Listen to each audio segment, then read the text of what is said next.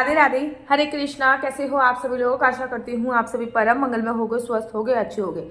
इतने सारे मैसेज, दीदी अहोई अष्टमी पर वीडियो बनाओ, अहोई अष्टमी पर वीडियो बनाओ। तो लीजिए, ये वीडियो उन्हीं लोगों के लिए है जो बहुत दिनों से कह रहे हैं कि दीदी अहोई अष्टमी पर वीडियो बनाओ।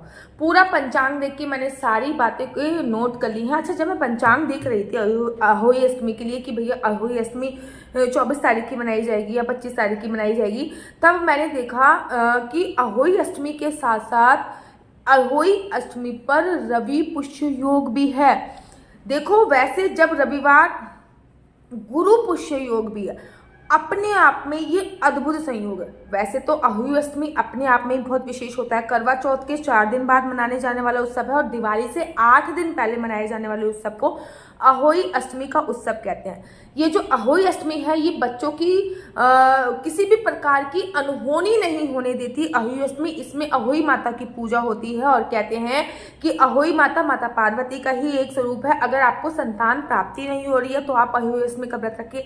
अगर आपको संतान प्राप्ति हो गई है तो उनकी दीर्घ आयु के लिए, न केवल दीर्घ आयु के लिए बल्कि उनकी सफलता के लिए, उनकी हर मनोकामना पूरी करने के लिए आपको अहोई अष्टमी का व्रत रखा जाना चाहिए। कहते हैं अहोई अष्टमी का व्रत न केवल पुत्र अपितु पुत्री से भी संबंधित होता है। केवल पुत्र के लिए नहीं, पुत्री के लिए। बच्चे अगर हो भी गए हैं तो उनको अच्छी सफलता प्राप्त हो और हर करियर में वो सफल हो, उनके लिए भी अहोई अष्टमी का व्रत रखा जाता है। ठीक है ना। बड़े सारे लोग होते हैं जिनके ना मायके में अहोई अष्टमी का व्रत रखा जाता है, ना ससुराल में रखा जाता है, लेकिन वो फिर भी करते हैं। उनमें से एक मैं हूँ। मेरे मायके में अहोई अष्टमी का व्रत रखा जाता है, ना ससुराल में रखा जाता है। जैसे एक करवा चौथ का व्रत होता है और करवा चौथ के व्रत में आपको चांद को अर्घ देख के व्रत का विश्राम करना पड़ता है, वैसे ही अहोई अष्टमी का व्रत होता है। इसमें तारों को अर्घ देख के आपको व्रत का विश्राम करना होता है। करवा चौथ का जो व्रत होता है वो भी माता पार्वती से, करवा माता की पूजा की जाती है और माता पार्वती से संबंधित होता है। और अहोई अष्टमी का जो व्रत होता है उसमें भी अहोई माता की पूजा होती है, ताकि हमारे घर में हमारे बच्चों के साथ किसी भी प्रकार की अनहोनी ना हो। और इस दिन सिलाई करने का, बुनाई करने का, इस दिन मिट्टी खोदने का सख्त नियम होता है। इस दिन कैंची से कुछ भी चीज़ नहीं काटनी चाहिए, इस दिन कैंची नहीं चलानी चाहिए, इस दिन चाकू नहीं चलाना चाहिए। वो आप लोग कथा में भी पढ़ते होंगे, तब भी आपको पता चल जाता होगा कि जो इसकी कथा है वो आप लोग पढ़ते होंगे तभी पता चलेगा। अब मैं इस वीडियो में ना पूजा विधि तो आप लोगों को बताने वाली नहीं हूँ, लेकिन हाँ कुछ बातों का विशेष ध्यान बताने वाली हूँ। जैसे कि आपको पूजा कितने बजे करनी है, पूजा करने का शुभ मुहूर्त क्या है, क्योंकि जब अहोई अष्टमी का व्रत रखा जा रहा है ना, उस दिन गुरु पुष्य योग है। अपने आप 27 नक्षत्रों में सबसे बड़ा नक्षत्र होता है पुष्य नक्षत्र। अगर पुष्य नक्षत्र रविवार वाले दिन पड़ता है तो उसको रवि पुष्य योग कहते हैं, और अगर पुष्य नक्षत्र गुरुवार वाले दिन अर्थात थर्सडे को पड़ता है उसे गुरु पुष्य नक्षत्र कहते हैं। अहोई अष्टमी पर गुरु पुष्य नक्षत्र का पड़ना अपने आप में एक विशेष महत्वपूर्ण बात है। तो अहोई अष्टमी का जो व्रत रखा जा रहा है ना, वो 24 तारीख को रखा जा रहा है। अहोई अष्टमी का जो व्रत प्रारंभ हो रहा है, सबसे पहले मैं आपको बता देती हूँ कि अहोई अष्टमी जो है वो कब से प्रारंभ हो रही है।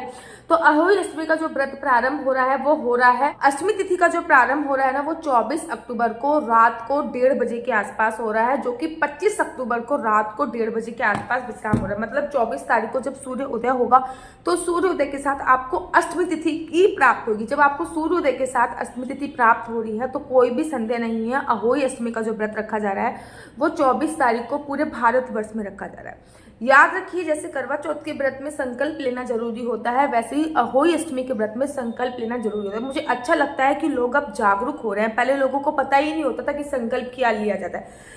संकल्प इतनी बड़ी पावरफुल चीज है, इतनी बड़ी। अगर कोई विदेश में आपका बच्चा बैठा है और आपने उसके नाम का संकल्प इंडिया में लिया तो उसको तुरंत पुण्य की प्राप्ति होती है। इसलिए मैं कहती हूँ चाहे आप कोई भी व्रत करो उसमें संकल्प आपको जरूर लेना है। तो अहोई अष्टमी के व्रत जो है वो 24 तारीख को रखा जा रहा है और 24 तारीख को आप बड़ी धूमधाम से अहोई अष्टमी का व्रत करेंगे। सुबह सुबह उठेंगे, पानी में गंगा जल इत्यादि डाल के स्नान करेंगे। गंगा जल इत्यादि डाल के स्नान करने के बाद आपको पीले रंग के वस्त्र पहनने और साथ ही के साथ लाल रंग के वस्त्र पहनने, क्योंकि माता जो अहोई होती हैं वो पार्वती माता का ही स्वरूप मानी जाती है। उसमें पीले और लाल रंग के वस्त्र पहनना बहुत बहुत ज्यादा सर्वोत्तम माना जाता है। इस दिन ना रवि पुष्य योग भी है, इसलिए मैं पीले वस्त्रों को भी प्रधानता दे रही हूँ। उसके बाद आप विधि विधान से पूजा अर्चना वंदना करेंगे, जो भी आपके घर घर की पूजा अर्चना वंदना होती है। अब पूजा अर्चना वंदना करने के बाद आपको क्या करना है, संकल्प लेना है। सुबह सुबह आपको संकल्प लेना है। संकल्प में आपको क्या करना है, लौंग लेनी है, सुपारी लेनी है, थोड़े से चावल लेने हैं और आपको अपने हाथ में ये रखनी है और आपको माता अहोई को याद करना है। आपको कुछ भी नहीं कहना, आपको 3 बार सबसे पहले ये बोलना है, अहोई माता जय, अहोई माता जय, अहोई माता जय, अहोई माता। आज मेरा नाम आशु चौहान है, मेरा गोत्र केमलक्ष है, मेरा निवास स्थान पुणे है। आज मैं पूरी विधि विधान से अहोई अष्टमी का व्रत अपने बच्चों के लिए रख रही हूँ। अहोई माता की कृपा मेरी बच्चों पे सदा बनी रहे, वो हर सफलता को छुए, वो दीर्घ आयु को प्राप्त हो, ऐसी मेरी परम मंगल में कामना है। अहोई अष्टमी का व्रत के दौरान मैं किसी की निंदा चुगली नहीं करूंगी और तारों को अर्घ देके मैं अपने व्रत को विश्राम करूंगी। जो भी सामग्री है वो आपने वो मंदिर में आपने स्थापित कर देनी है। सुबह सुबह बस इतनी ही पूजा होनी है, क्योंकि पूजा जो जैसे कि करवा चौथ की पूजा शाम को की जाती है, वैसे ही अहोई अष्टमी की भी जो पूजा होती है वो शाम को होती है। अहोई अष्टमी की पूजा का जो शुभ मुहूर्त आपको प्राप्त हो रहा है वो 5:30 बजे से लेके 6:30 बजे के आसपास प्राप्त हो रहा है। और तारों का निकलने मतलब तारे निकलने का भी जो समय आपको प्राप्त हो रहा है, जिस समय पे तारे निकलेंगे वो 6:06 पे तारे निकल जाएंगे। 6:06 पे आपको तारों को अर्घ दे देना है, ठीक है ना। तो आप 5 बजे से पूजा अर्चना वंदना करने के लिए बैठिए। जब आप 5 बजे से पूजा अर्चना वंदना करने के लिए बैठेंगे, 1 घंटे में आप सारी पूजा कर लोगे। कथा भी पढ़नी होती है, बहुत सारी चीजें होती है, कहीं कहीं कलश स्थापना होती है, कहीं कहीं नहीं होती है। इस दिन क्या होता है, बेसिकली श्रीधाम वृंदावन में मैं बताती हूँ, जो भी आपके घर में रूल्स रेगुलेशन में जो भी पूजा होती है वो करिए। अगर आप चाहते हो मैं पूजा विधि भी बताऊँ तो आप मुझे कमेंट्स कीजिए, मैं उसकी पूजा विधि भी आपको बताऊंगी। वृंदावन में ना गुड़ के ना मीठे पुए बनाए जाते हैं, मतलब आटा मिलाया जाता है, थोड़ा सा सौंफ मिलाई जाती है और उसमें गुड़ के पुए बनाए जाते हैं देसी घी में। वो उन पुओं का भोग तारों को लगता है, उन पुओं का भोग चांद को लगता है और उन पुओं को खाकर ही आपको व्रत का विश्राम करना पड़ता है और वही पुए आपको अपने बच्चों को खिलाने होते हैं, ताकि अहोई माता की कृपा आपके बच्चों पे बने रहे। ये वृंदावन धाम में जरूर और जरूर होता है। बाकी कथा पढ़ी जाती है और क्या क्या पूजा होती है, अगर आप जानना चाहते हो तो मुझे कमेंट्स कीजिए, या फिर आपके घर के जो भी रूल्स रेगुलेशन होते हैं आप उस रूल्स रेगुलेशन के हिसाब से पूजा कर सकते हैं। अहोई अष्टमी वाले दिन पुष्य नक्षत्र है, इसलिए इस दिन विशेष पूजा भी जरूर कीजिए। जैसे कि केले के पेड़ पे दीप जरूर प्रज्वलित कीजिए, केले के पेड़ को अर्घ जरूर दीजिए। केले के पेड़ घर पे लेके आ सकते हैं तो घर पे लेके जरूर आइए। एक अखंड जोत आप इस दिन अवश्य जलाइए। पुष्य नक्षत्र बड़े मुश्किलों से मिलता है और पुष्य नक्षत्र एक विशेष नक्षत्र होता है जिसमें की गई कोई भी पूजा अर्चना वंदना का 100% सफल फल प्राप्त होता ही होता है। तारों को अर्घ दीजिए। तारों को अर्घ देने के बाद आप लोग अपने घर पे आ सकते हैं और अपने व्रत का विश्राम कर सकते हैं। जैसे करवा चौथ के व्रत में आपको अपने बच्चों पति को कुछ खिलाया जाता है, पानी पिलाया जाता है, उसके बाद व्रत किया, वैसे ही अहोई के व्रत में आप अपने बच्चों को कुछ मिष्ठान खिलाइए, उसके बाद ही आप व्रत का विश्राम करना चाहिए। तो इस प्रकार से अहोई अष्टमी का जो व्रत है वो 24 तारीख को रखा जाएगा। पूरे दिन बहुत शुभ मुहूर्तों के साथ व्रत रखा जाएगा, लेकिन कथा पढ़ने का जो टाइम है वो 5 बजे से लेकर 6 बजे तक है। तारे निकलने का टाइम आपके घर पे 10-12 मिनट आगे पीछे हो सकता है, वैसे तारे निकलने का जो टाइम 6:06 पे आ रहा है। जैसे करवा चौथ पे चांद को अर्घ देके व्रत का विश्राम होता है, वैसे ही अहोई अष्टमी पर तारों को अर्घ देके ही आप व्रत का विश्राम कीजिए। इस समय आप अपने बच्चों को कुछ भी चीजें उपहार में दे सकते हैं। अहोई व्रत में कम से कम 7 बच्चों को रबड़, पेन, पेंसिल आपको अवश्य देंगे, कम से कम 7 बच्चों को, क्योंकि आप वो जो कथा पढ़ेंगे ना उसमें 7 बच्चों का योग आता है। इन पर कुछ उपाय अवश्य करने हैं। एक तिल की जोत की बत्ती लेनी है, मतलब एक बत्ती लेनी है तिल के तेल की, उससे आपके अपने बच्चों की नजर अवश्य उतारे। 7 बार आपको एंटी क्लॉकवाइज उतारना है और फिर उसको जला देना है। तो अहोई अष्टमी पर अपने बच्चों की नजर जरूर उतारनी चाहिए। फिर थोड़े से फ्रूट्स लेने हैं और जैसे आरती घुमाते हैं ना क्लॉकवाइज, वैसे ही अपने बच्चों के ऊपर से उस फ्रूट्सों को घुमाना है और उनको किसी जरूरतमंद को दान कर देना। मतलब आपके बच्चों का जो ओरा है, जो वाइब्रेशन है उस फ्रूट में जानी चाहिए, फिर वो आप अपने बच्चों को दान कर सकते हैं। माता पार्वती अपने बच्चों से बहुत प्यार करती थी, विशेषकर गणपति जी से बहुत प्यार करती थी। तो इस दिन माता पार्वती और गणेश जी के मंदिर में जाइए। माता पार्वती को लाल रंग का सिंदूर समर्पित कीजिए, गणपति बप्पा को मोतीचूर के लड्डू आप समर्पित कीजिए, गणपति बप्पा को दूर्वा घास समर्पित कीजिए। और जिनके संतान प्राप्ति नहीं है ना, उनके लिए ये उपाय बहुत मैजिकल है। और अगर संतान प्राप्ति भी है तब भी आपको ये उपाय अवश्य करना चाहिए। अगर आपने अहोई अष्टमी की कथा पढ़ी है तो कथा के अनुसार आपको इस दिन सुई हो गया, कैंची हो गया, धारीदार चीजों से दूर रहना चाहिए। दिन में बार बार चाकू के इस्तेमाल से भी बचना चाहिए। कोशिश करना चाहिए कि इस दिन सब्जी भी किसी और से कटवा लें या पहले ही काट के रखो। तो इसमें कोई भी धारीदार चीजें आपको यूज नहीं करनी।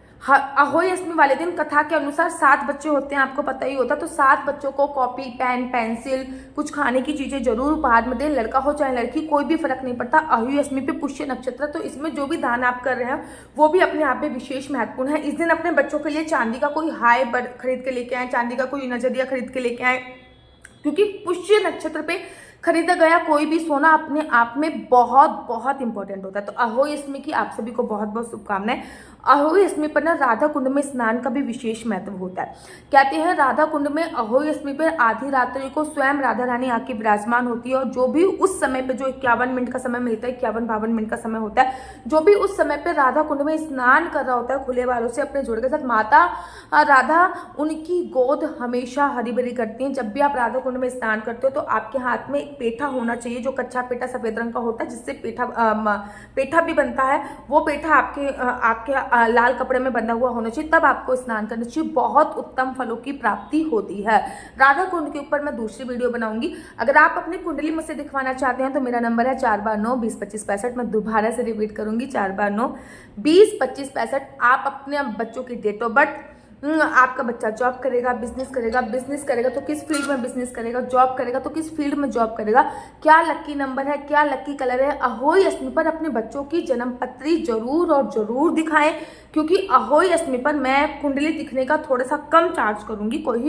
अगर बच्चों की कुंडली हो, केवल और केवल बच्चों की कुंडली पे 100 रुपये डिस्काउंट होएगा उस समय पे, तो अहोई अष्टमी पर अपने बच्चों की कुंडली जरूर दिखाइए, ताकि आपको पता चल सके कि आपके बच्चे अगर बीमार रहते हैं तो क्यों बीमार रहते हैं, आपके बच्चों का लकी नंबर क्या है, आपके बच्चों का लकी कलर क्या है, आपके बच्चे जॉब करेंगे या बिजनेस करेंगे तो किस चीज का बिजनेस करेंगे, जॉब करेंगे तो किस फील्ड में हम उनको जाना चाहिए, उनका इंटरेस्ट किस चीज में होना चाहिए, उनको आगे आगे उनका फ्यूचर क्या है। ये सभी जानकारी आप मेरे से कुंडली के माध्यम से प्राप्त कर सकते हैं। लेकिन इस नंबर पे किसी भी प्रकार से कोई क्वेश्चन आंसर पूछने के लिए मुझे फोन मत कीजिएगा।